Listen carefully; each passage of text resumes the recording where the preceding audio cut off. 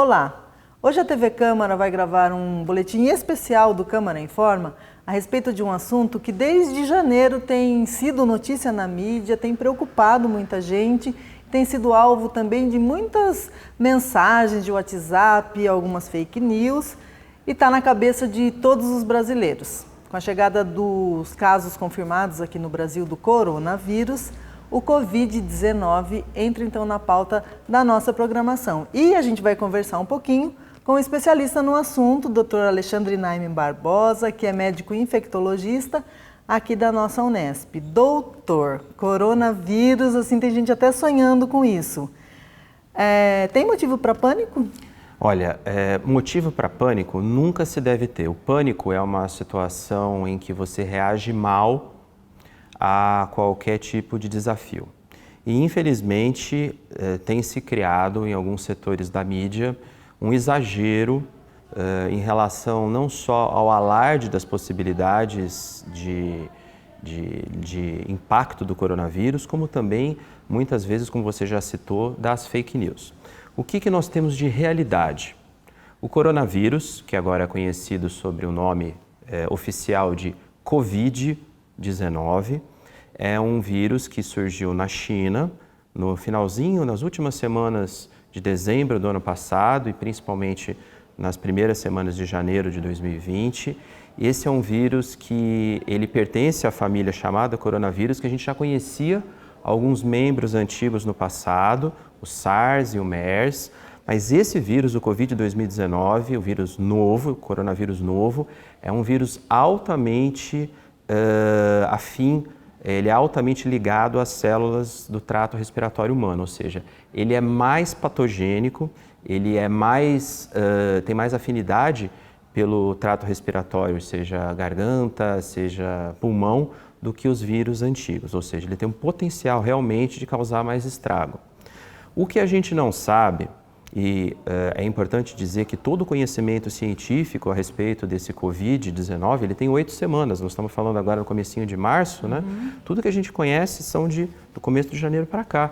Então, quais são os fatos reais? Ele causou uma epidemia na China, causou mais de 1.000 mortes naquele país, se espalhou principalmente no norte da Itália, alguns locais da Alemanha, muitos países da Ásia também têm casos, e o Brasil recebeu então a confirmação um pouquinho antes do Carnaval do primeiro caso brasileiro. Atualmente ainda não se sabe se o vírus está sendo transmitido no Brasil. Não existe então uma transmissão sustentada, pelo menos agora no começo de março, do Covid no Brasil. Mas existe sim essa possibilidade. De que pessoas que estão infectadas estejam no nosso país transmitam a outras pessoas. Porque não necessariamente uma pessoa com coronavírus exibe sintoma. Essa é uma grande dúvida que a gente vai descobrir com o passar das pesquisas que estão sendo feitas sobre o coronavírus. Se uma pessoa assintomática ou com poucos sintomas, como se fosse um resfriado simples, pode ou não transmitir o vírus. Então essa é uma questão. Agora, motivo para pânico nunca se deve ter. Por quê? Porque a gente tem que reagir de forma racional a esse desafio. E qual seria essa forma racional, doutor? A forma racional é a seguinte: por enquanto no Brasil, a definição de caso suspeito é um indivíduo que tenha febre e mais qualquer sintoma respiratório, tipo espirro, tosse, nariz escorrendo, e principalmente falta de ar ou dificuldade para respirar e que tenha vindo desses países que estão tendo casos, principalmente China, Itália, alguns países da Europa e alguns países da Ásia.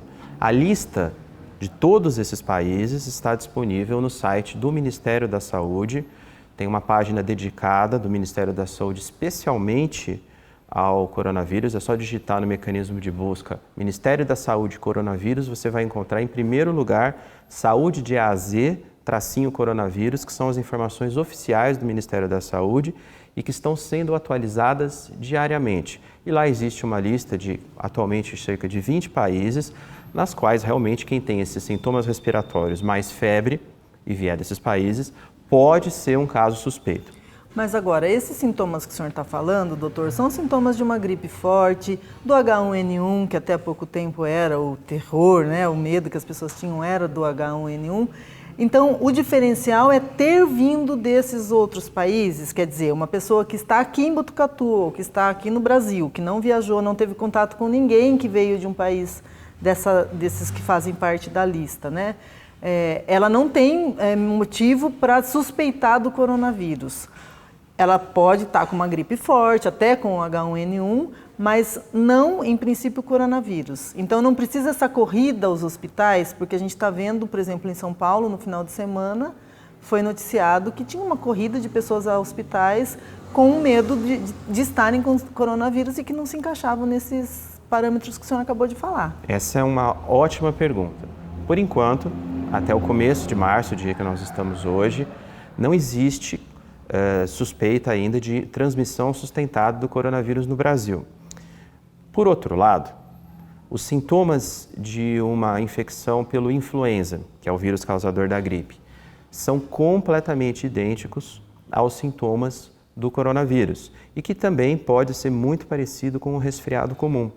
Ou seja, provavelmente, nas próximas semanas, o conceito de caso suspeito vai extrapolar o país de origem ou ter contato com alguém que viajou para esses países. Porque, pelo que a gente entende da epidemia que aconteceu na China e que está acontecendo agora no norte da Itália, provavelmente o Brasil vai ter casos de transmissão. Quem tem que procurar atendimento médico, quem pode ficar em casa? Então vamos primeiro falar o caso mais leve, que é como se fosse um resfriado comum. A pessoa está com febre baixa, menos, até 38,5, 38,7. A pessoa tem nariz escorrendo, um pouco de dor de garganta, um pouco de indisposição e, muito importante, não tem nenhuma outra condição de saúde grave. Não tem, por exemplo, um diabetes descontrolado, uma DPOC, que é a doença pulmonar crônica obstrutiva, o enfisema, não é de muita idade, ou seja, tem a saúde em ordem e tem sintomas de resfriado leve. Essa pessoa não deve procurar neste momento um atendimento de emergência, principalmente um pronto-socorro, porque lá nessa sala de atendimento vai ser exposta provavelmente a muitos outros patógenos que estão lá. Pode se medicar com sintomático.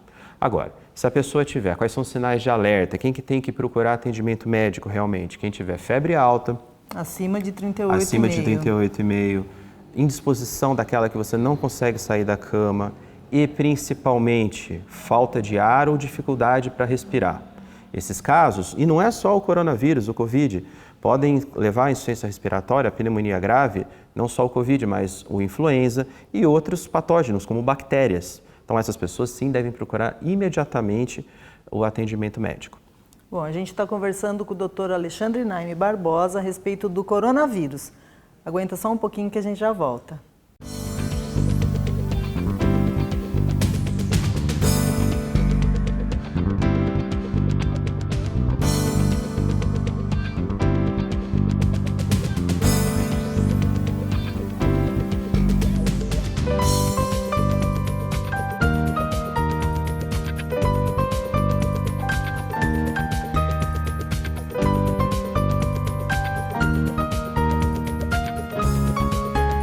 Bom, nós aqui nesse Câmara Informa especial, conversando sobre o coronavírus com o Dr. Alexandre Naime Barbosa, infectologista da Unesp. E agora, então, vamos para a pergunta que não quer calar. O que a gente faz para se prevenir e o que não adianta fazer para se prevenir, né, dessas fake news que a gente estava conversando no primeiro bloco? Vamos falar do que tem validade científica. Primeira coisa, isso é um hábito de higiene que todo mundo deve ter. Lavar sempre as mãos com água e sabão por pelo menos 20 segundos ao passar por ambientes públicos. Então, por exemplo, ao voltar do trabalho, ao voltar da escola, porque o contato das mãos com superfícies onde as pessoas estavam, né, a transmissão não só do coronavírus, mas vírus que causam o influenza ou que causam, por exemplo, conjuntivite, se a gente passa a mão e aquilo fica na mão, a gente põe a mão no olho, põe a mão no nariz ou põe a mão na boca, vai haver transmissão.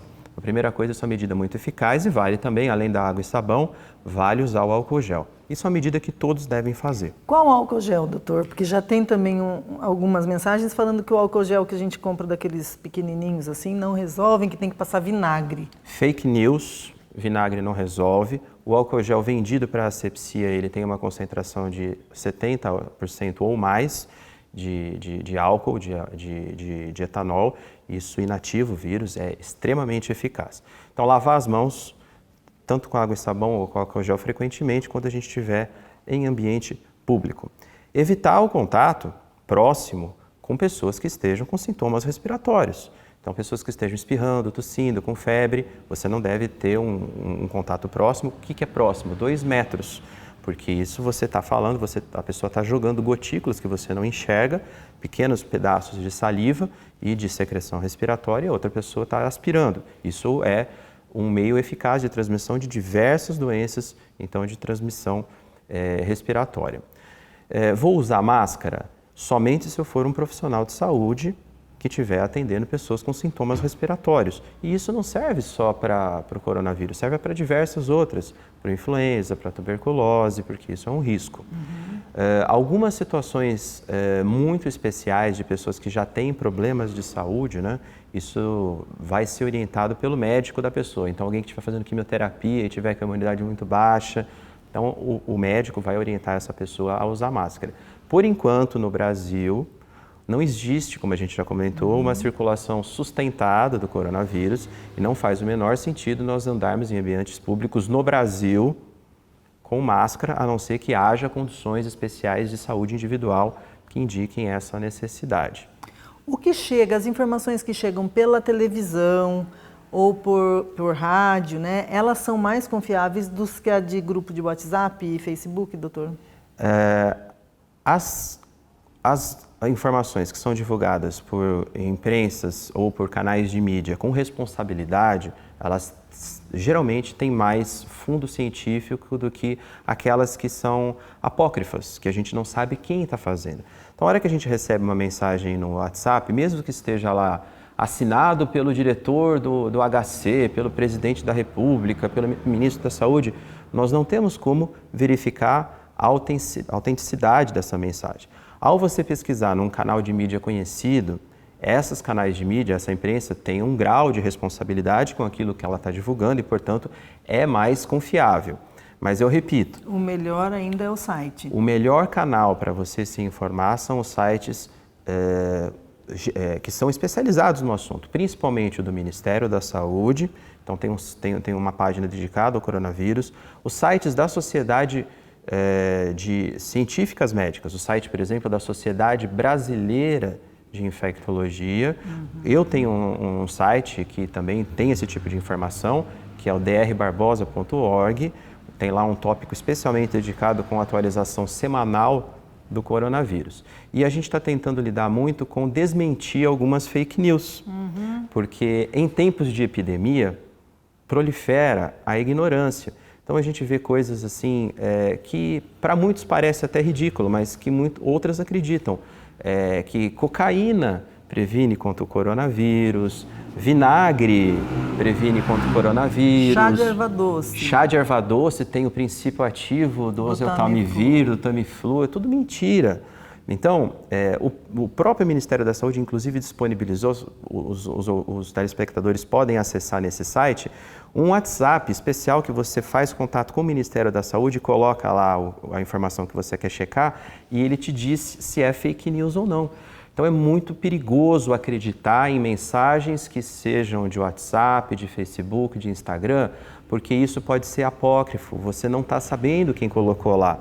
A pessoa que mandou pode ter até uma, entre aspas, boa intenção, mas ela não sabe o perigo que a fake news representa. É importante dizer o seguinte, o ano passado foi publicado um importante estudo mostrando que as fake news matam mais do que algumas doenças.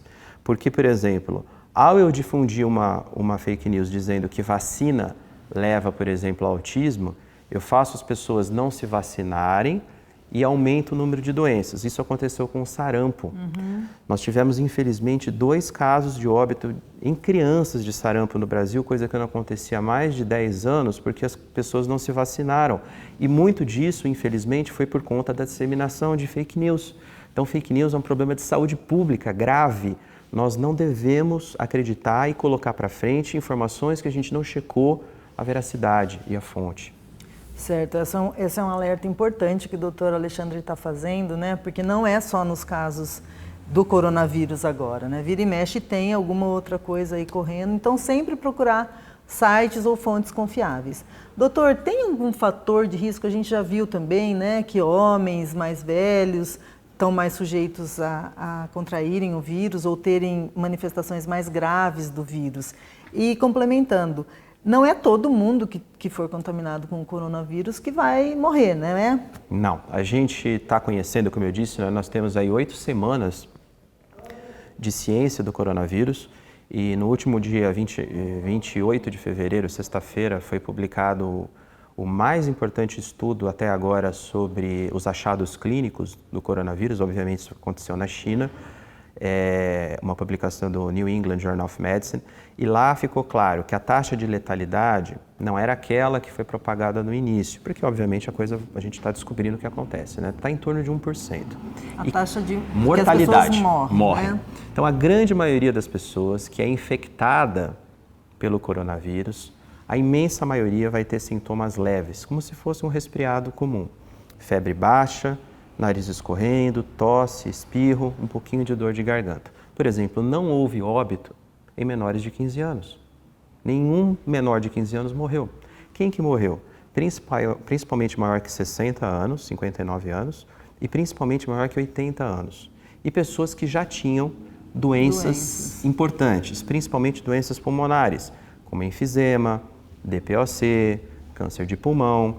Então, pessoas que já têm o que a gente chama de comorbidades, diabetes descompensado, cardiopatia, tipo insuficiência cardíaca. O que a gente leigamente chama de saúde comprometida, isso, né? Já não que já tá tem outros né? diagnósticos.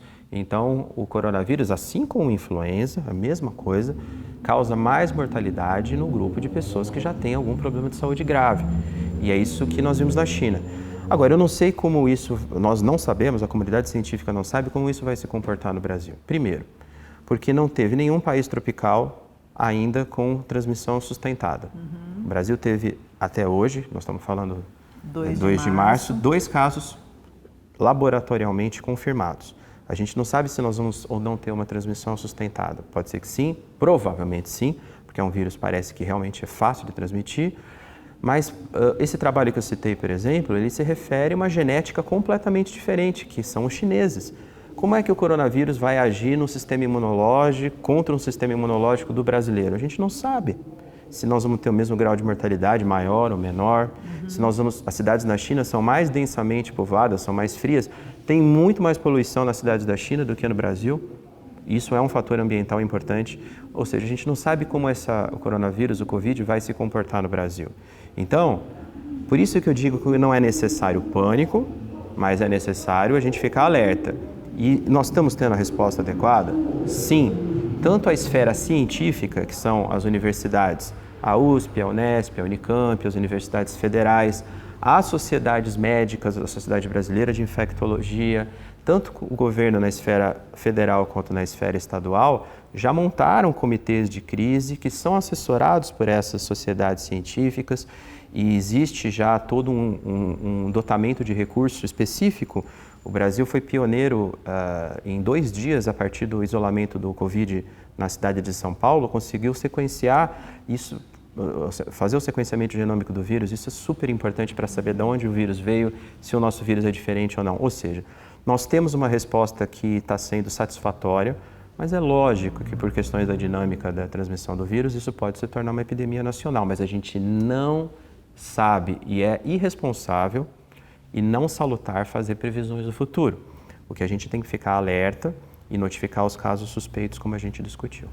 O senhor já deu algumas dicas de como a gente deve se proteger, né, no dia a dia, né? Quando vem até aqui a Câmara, né? Um lugar público, né? Ou onde você trabalha, no comércio, prefeitura, né? Na justiça, mesmo nos hospitais, que a gente tem que ter vida normal, né? Pelo que o senhor está dizendo. Agora, aí para aquelas pessoas que vão viajar, que tem viagem marcada, o senhor indica algum cuidado especial, o uso da máscara, daí como seria? Antes de falar das viagens, eu queria só retomar um ponto que é a respeito de uma etiqueta de saúde, né? Bons modos de saúde.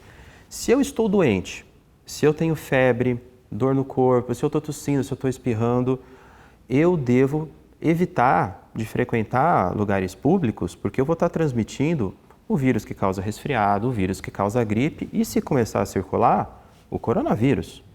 Isso vale principalmente para nós, que também somos profissionais de saúde. Então, um médico, um enfermeiro ou qualquer outro profissional de saúde, se estiver doente, ele não deve trabalhar ou, em situações extremas, trabalhar de máscara. Isso é uma coisa muito importante. E é lógico, se a gente identificar alguém doente, aquela coisa que eu falei, evitar o contato próximo, lavando sempre as mãos, usando álcool gel. Ao tossir ou espirrar, cobrir o nariz ou a boca com a mão ou usar um lenço. Então, essas são coisas muito importantes no controle de qualquer doença de transmissão respiratória. Agora, abordando o que você falou das viagens.